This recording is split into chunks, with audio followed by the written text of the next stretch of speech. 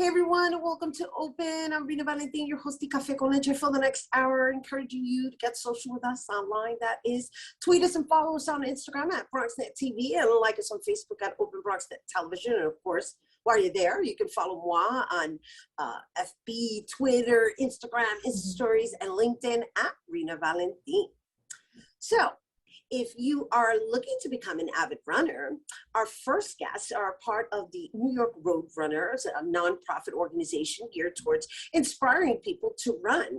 New York Road Runners serves almost 700,000 people through races, community runs, and more than 100,000 kids through their free youth programs. And joining us to tell us more about the organization and its programs, we welcome Head of Youth Programming, Chrissy, Odalen, and Head of Community Programming, Celinda, Casanova. Hello and welcome, ladies.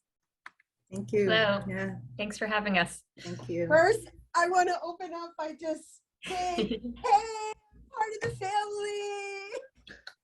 Woo! Completed my New York City Marathon in 2014, running for Team for Kids under New York Road Runners. So it's so awesome to have you ladies with us today. Congratulations. Yeah. Well, thank you for that. Thank you for that. I just wanted to just share that in common. However, we must talk about this grand reopening and, of course, the importance of bringing community together to become, I guess, mindful in their physical activities, right? So let's just start with Chrissy and just give us a little insight as to what this transition has looked like coming out of the pandemic. Sure. So for our youth program, Rising New York Road Runners, we're slowly getting back into person. We had a really great school year where we were able to continue to serve all of our kids and teachers through a lot of virtual offerings and updates to our curriculum and activities. And we're now slowly coming back to in-person races for our youth. We've had some over the summer and are gearing up towards the fall, including a couple that are coming up in the Bronx in August and September. All right, so Celinda, since you are the head of community programming, can you walk us through what this looks like? Like, how do you establish these programs? Are they partnered up with schools? Are they partnered up with centers? Just give us a little insight as to what even registration looks like as well. Sure. So I'll start with one of our programs and New York Road Runners Open Run. We're a free weekly run walk program. We're set up in park sites all over the city. In the Bronx specifically, we're at Soundview Park. And it's a one-time sign up. You just provide us with your name, email, and your home park, your phone number, and that's all that's needed to show up weekly. You get a code, and you're free to come anytime you want. The courses are set up to be up to a 5K, but of course we reward on attendance, not time or distance, because we want to encourage anyone of any ability to come and join us. It's open to all ages and abilities.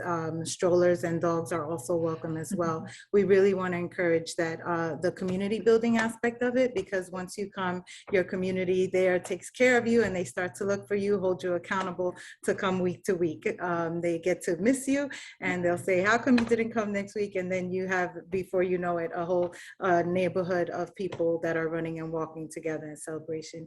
The other program that we have under community programs is New York Road Runner Striders. So that's geared to adults from 40 up to over 100 in some cases, where we establish our program in senior centers across the city and have coach-led walks. So that program, as of yesterday, is returning back in person on a phased approach. So we look to have more sites enrolling as we come back post-pandemic.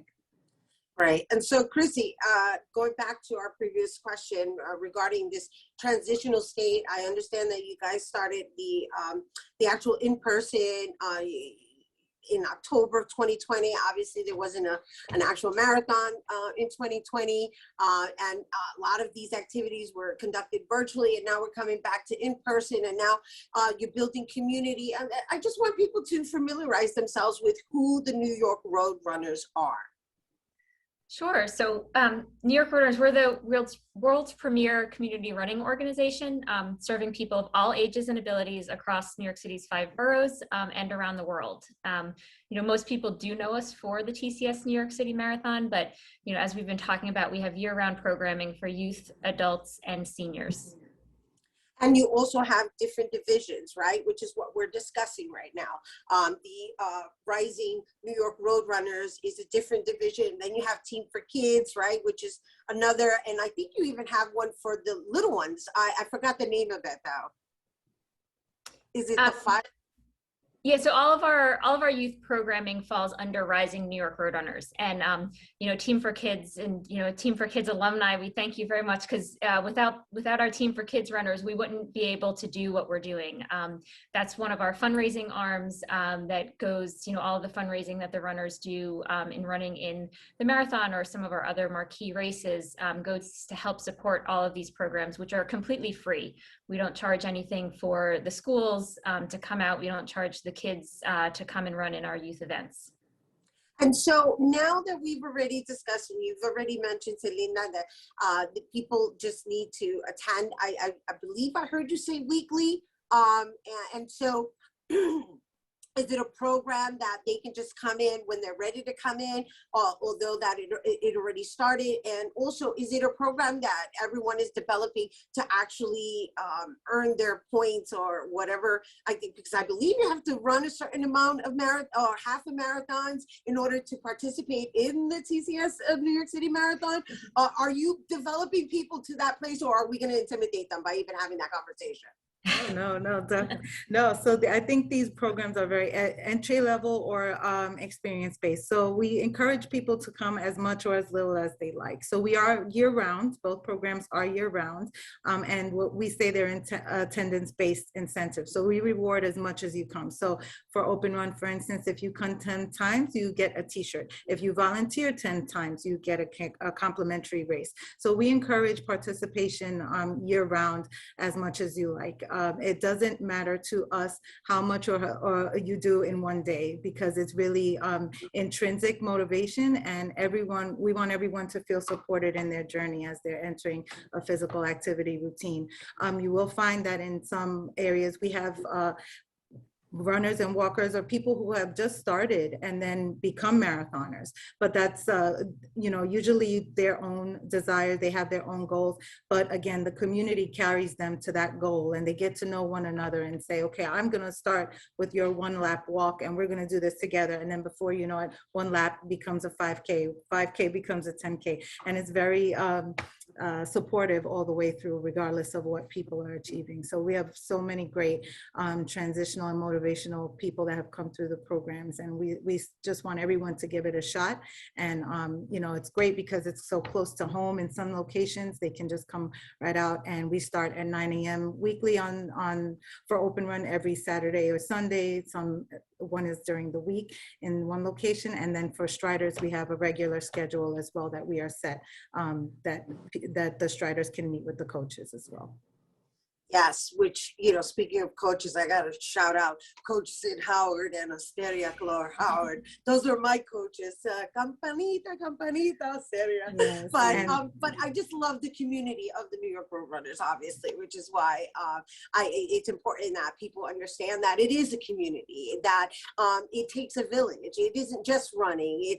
There's that possibility of just walking, and there's also that possibility of just being a supporter who's there, having in the water. I mean, it's an entire community, and it's all age brackets, which is what you're sharing. And so before we go, let's just share the process of people participating. Should they be of a different borough as well? Is it that they go to the website? Like, how are they able to find the locations, the times, and as well as the regular meeting time dates? So all the information is on our website. We'll share the links at nyrr.org/openrun. You can find all the parks that we're active at. Same thing with Striders, nyrr.org/Striders. We're currently updating again. We're coming back in person there. But through the pandemic, we also created a virtual platform for Striders as programming across senior and community centers was paused completely. We developed online resources that included printable activities, on-demand videos that are available on YouTube, and then we live streamed classes every day through Zoom and also broadcast through our Facebook group. So we have all of that available on our website so people can join. If you're not near an in-person session, you can still join us virtually and until we get to your area. That's lovely. Yes, you wanted to say something, Chrissy? Yeah, and for the kids, parents can also come to the website and go into the youth section to see what in-person races are available if you're local to the area and can make it out to one of the parks. And there's also Active at Home, which has a lot of online videos and activities, running-based activities and games for kids to participate in on their own or with their family or friends. And lastly, if parents are interested in getting the program in their child's school, then they can just reach out to their school administrators or teachers and have them call us. We're always willing to go into new schools, and it's all free. So it's a win-win all around for everyone. Absolutely. Yes. One other thing to add is that just because you join one program doesn't mean you can't be a member of others. So we have that great ability that we have rising families in Open Run. We have Striders who are also have rising youth in their schools and homes. So there's always a cross collaboration between all of the programs that allow participation in each. Yeah, and I just want to also just share with our viewers, if you're hearing all these different names, like don't get confused. The idea really is that there's this engagement and enrollment in just finding a physical activity that is welcoming on all levels. That's the conversation we're having right now.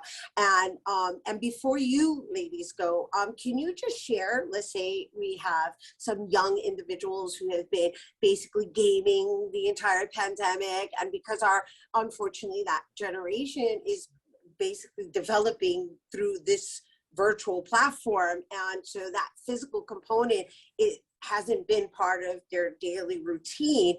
What would you recommend to them? So I would recommend just starting with one step. You don't have to go out there and think you're going to run a marathon right away. Just getting out there and moving and being active is really important. And this summer we have the Rising New York Roadrunners virtual camp up for elementary and middle school kids. So it's on a 20-day cycle. There's 14 days of activities that can help you really get back into physical fitness and prepare yourself for the school year, whether it's physical education or if you're on a cross-country team or a running team. And Celinda, before we go. Yeah, I think it's important to step away from the screen and recognize the health benefits of exercise. And even if it is just 10 minutes one day and you add 5 minutes the next day, how that recharges your brain. So you can, some people thrive through gaming. You'd be surprised what a 10-minute walk can do. And that might trigger something that it gives you an idea for your game, or if you're developing something, or if you're just playing. But the connection between physical activity, mental, emotional, and physical health is just so important that we should definitely give ourselves at least 10 to 30 minutes a day, and you build up to that. Don't again, as Chrissy said, don't set a goal that's not achievable. You know yourself and set it so that you can achieve it.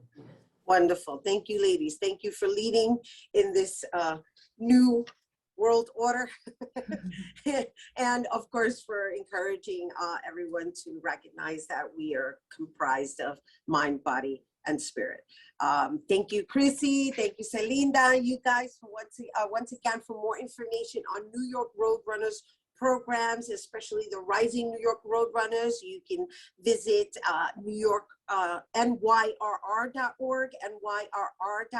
you'll also be able to learn more about the New Balance Bronx 10 Mile that's coming up. So make sure to visit. All right, we have to take a quick break, but when we return, we're going to learn about again, we're still working on mind, body, spirit, so don't go anywhere.